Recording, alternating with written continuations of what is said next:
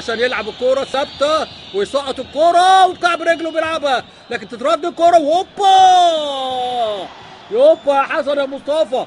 جت عبد الشافي يلعبها لمحمد ابراهيم ويسقط كوره حلوه ويلم الكوره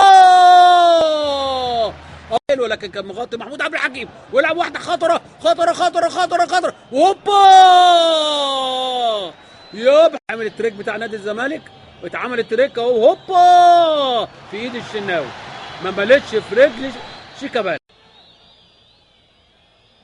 ومنظرها شيكابالا اللي هيشوطها المره دي ولا هاني سعيد؟ ياه حلوه حلوه حلوه من هاني سعيد، جابها قبل كده جون اختها. لا بيلعبها رميه التماس، بيلعبها زي الضربه الركنيه، والمره دي طلع عبد الواحد خطره خطره خطره، طلع متاخر شويه وسيسي بيلعبها. محمود عبد الحكيم هيلعبها، محمود بيلعب الكوره بالعرض وهوبا وطلع الكوره بره ضربه ركنيه. يلحقها حسين ياسر، حسين ياسر وبيعمل الاوفر ويطلع على طول الشناوي من اعلى نقطه حسين ياسر، وعدى حسين ياسر، عدى حسين ياسر وهوبا من بعيد لبعيد تطلع الكوره. مصري متقدم على الزمالك 1-0. بيتكلم على الكوره طبعا حسام حسن، الكور دي يعني فرقه كبيره زي دي ولاعيبه كبار ما يضيعوش حاجات زي دي.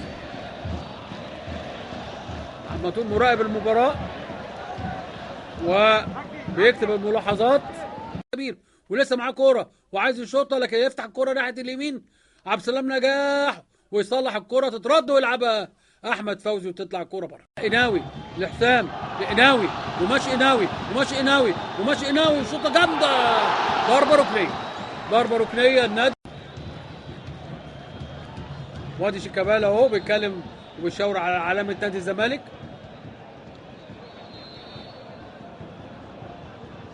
بكوره وفتح الله شيكابالا يا شوطه حلوه وصد احلى من احمد شناوي، حارس مرمى مالوش حل.